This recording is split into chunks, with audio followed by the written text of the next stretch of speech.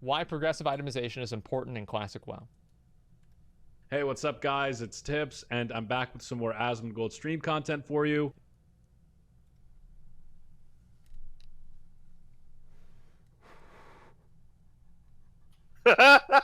Run off the fucking bat, dude. Are you kidding me?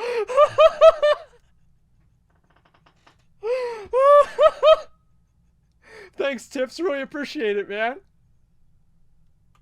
If you guys remember a couple of days back in my original Classic WoW Leaks video, I specifically mentioned the importance of progressive itemization in Classic WoW, and I noted that based on what we were seeing in the Classic WoW demo, progressive itemization did not appear to be in the game at that time. Now, it's totally possible that Blizzard simply may have not gotten to updating the items yet, and that is why they are in their current 112 state. But seeing as a lot of you guys left comments asking me why progressive itemization was so important to begin with, I figured I would make this video today because it is an incredibly important subject, a subject that will clearly dictate the future and success of Classic WoW. So without further ado, here is why progressive itemization is important in Classic World of Warcraft. Now, some of you guys might be sitting down right now scratching your heads like, WTF is progressive itemization?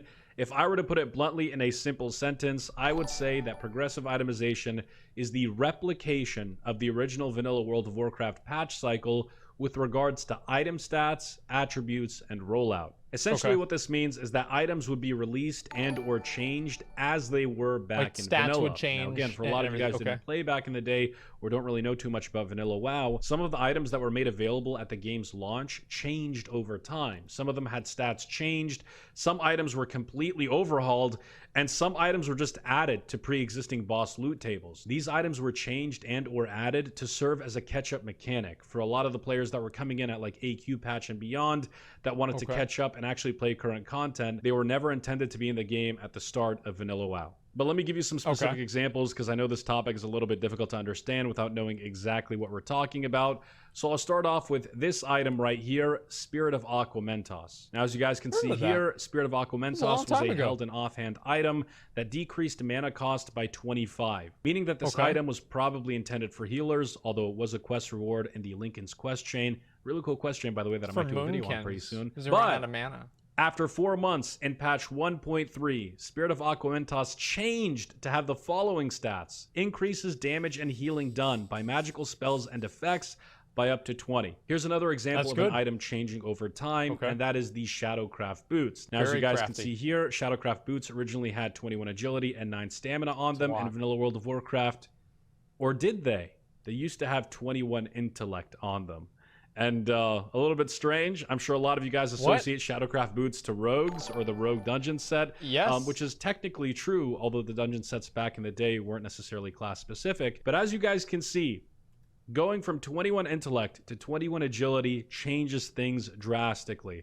And this change actually makes Shadowcraft boots one of the better items to get in PvP. It's not necessarily pre-raid bis, it's not the best PvP boots to have in vanilla, but it is one of the better items after this change. 21 actually seems like trivializes a lot of the progression leading up to this item. Next up, we have Diana's Pearl Necklace, which was actually added in patch 1.10. Taking a look at the stats right now, guys, +8 stamina, +8 intellect, spell hit, which was incredibly rare in early vanilla WoW, and of course increases damage and healing done by magical spells and effects by up to 9, essentially 9 spell power. This is an incredibly powerful item, guys. It's so powerful, as a matter of fact, that it invalidates Choker of the Fire Lord, which is the neck piece that drops off of Ragnaros and Molten Core.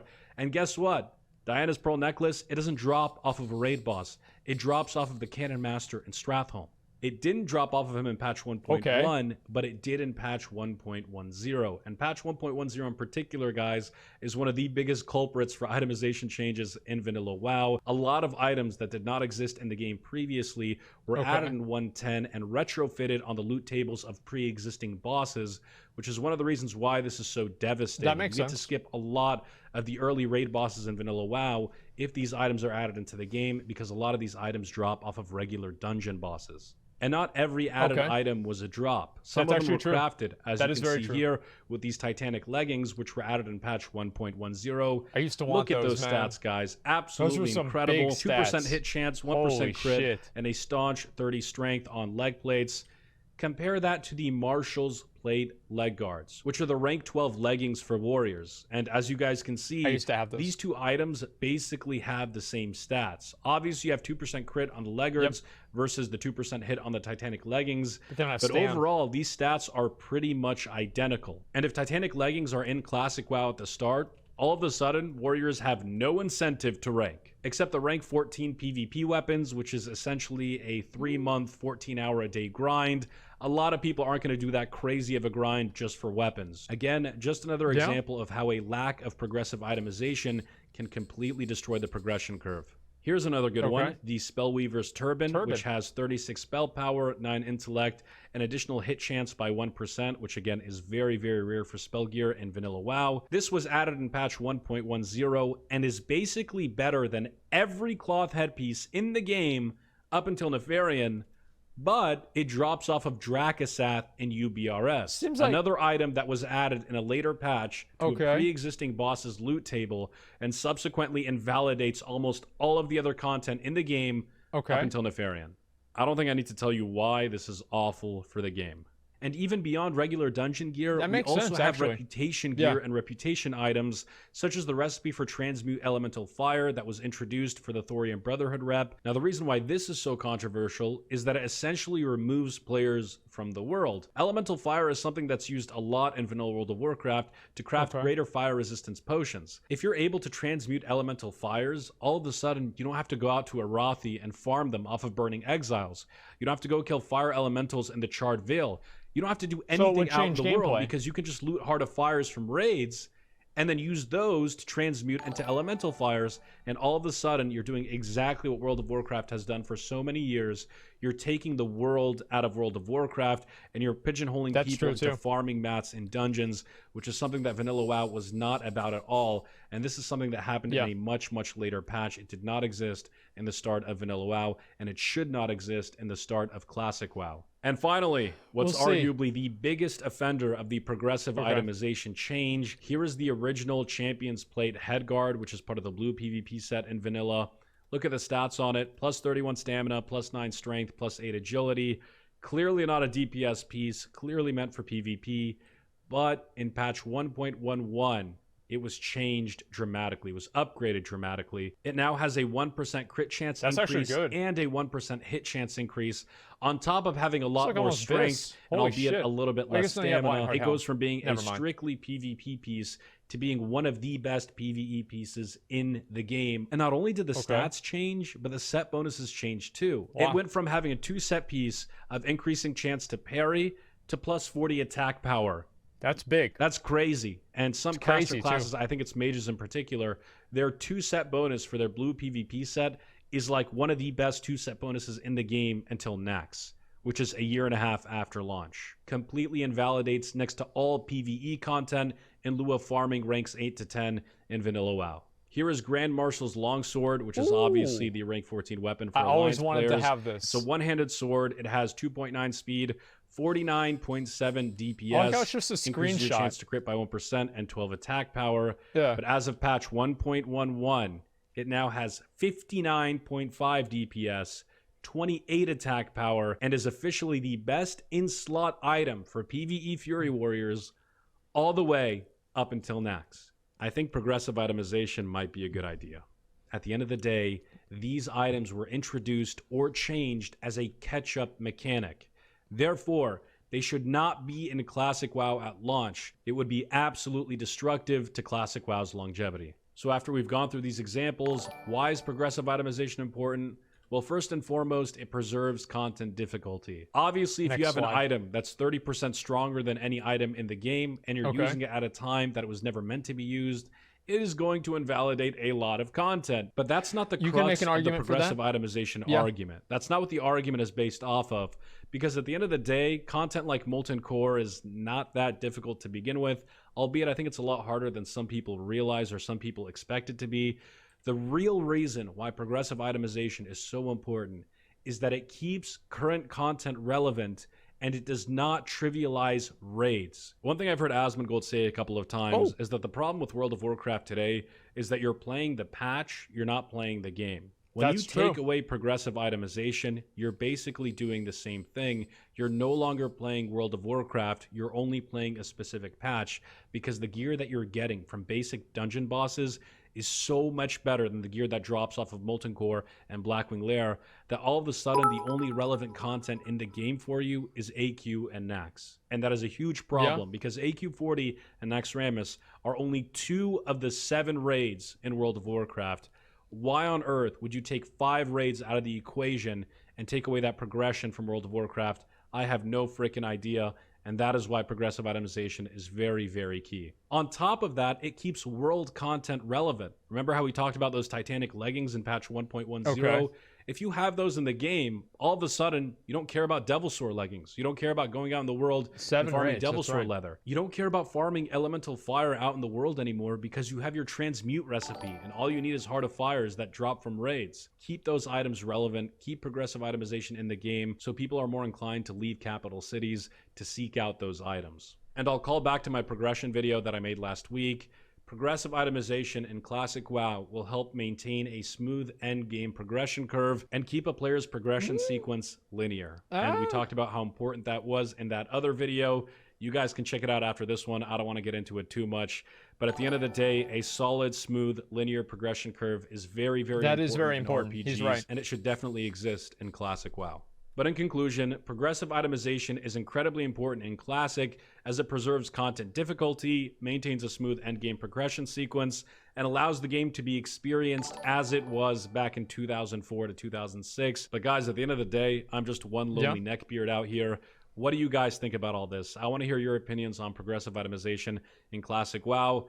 Let me know in the comments section below. I'd love to check out your opinions, and I'll bring up the interesting ones on stream. I did last time. I think it's really, really fun to talk about this stuff. But thank you for watching the video, guys. And if you liked what you saw, sub it up and stick around because we got more coming. And for more Classic WoW content, news, and updates, you can follow me on the social media listed right there on the screen. But aside from that, have a wonderful day, fellas. See you guys on Twitch. And as always, tips out, baby. All right. So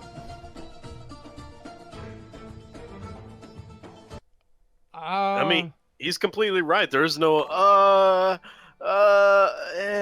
there's no fucking debate. He's completely right. If these items are put into the game, they will ruin the progression. We need the old items, the ones with fucking agility and spirit on strength gear. That's what we fucking need, bro.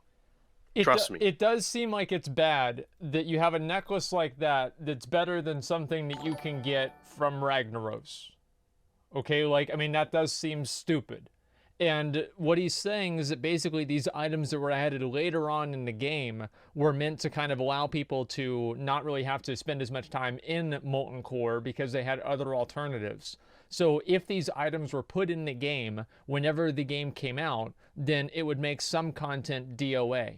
Dead on arrival. So like an example of this is this necklace right here, right? So you get the necklace from Stratholme, it's level 56, then you don't have a reason to go kill Ragnaros, or the reason that you have is more diminished because there's a necklace that for some reason is even better than the one that you get from Rag. So like the progressive itemization, I've always thought personally that I don't think Blizzard is going to do this, right? Now, is that a bad decision? I'll be honest, I think this video has kind of made me change my mind on it because I didn't play Classic, or I don't play like private servers, right? And I don't understand like, you know, all the ins and outs about it, etc. I haven't seen these items just side by side and seen what a massive difference it is. And achievement most proud, I don't know. So like this turban right here, better than everything up to Nefarian, but drops off of Dracasath and UBRS. Yeah, these are actually really, really fucking good. So I don't know like really what to say about it, man. Like, do you think that Blizzard is gonna do it with progressive itemization though? Because that's like the big question. Like, is this even possible to expect to happen? I really prefer. Go ahead. I mean, isn't the patch coming out? They're coming out with 1.12. Yeah, it is 1.12. And these items were added in 1.10. Yeah, they were. Yeah, I think they were added like, yeah, before 1.12. Okay, so it's confirmed that we will get the new items and not the old. So there's not even a point in reacting. So they just fucked up the classic just now. I don't Yeah, really classic's fucked up. There's no point in playing. There's no fucking point at all. I mean, do you really think that, dude? Like, If these items come out, yes, I think. that's only a few things, man. It's not like every single like class has like a full set of these items that invalidate all tier 2 gear. You know what happened? What? You lost your balls. You know why? When Classic was first announced, Okay. you were fucking no fucking changes. You were up here on stream every fucking day. No changes, boys. That's no right. changes. Can we That's get a right. hashtag? No changes in the chat. No changes. And then slowly but surely, changing the graphics. I mean, it's. I mean, come I was on. completely against Little that. cha- What do you mean? Little change to the patch. I mean, come on. It's just that. I Now it's never just a said. little I little never said change to the- this. I feel like I'm reading another Reddit post. Little change to the gear. It's just the updated gear. It's not a big deal. Stop. That's completely different. And I made that distinction whenever I originally talked about it. I said the changes that occurred within Classic WoW, right? Within the life cycle of Classic WoW from 2004 to 2006 were absolutely on the table to be discussed and how they would be rolled out. Anything that did not happen in Classic WoW, like Group Finder, Transmog, etc., was off the table to me. Do you remember that? Yeah. And? Well, look, dude. You know what? Yeah. Honestly, I'm not even gonna say anything anymore because I'm just so sick of reading these YouTube comments about how I'm like just corrupting your mindset or whatever. So just make your own opinion.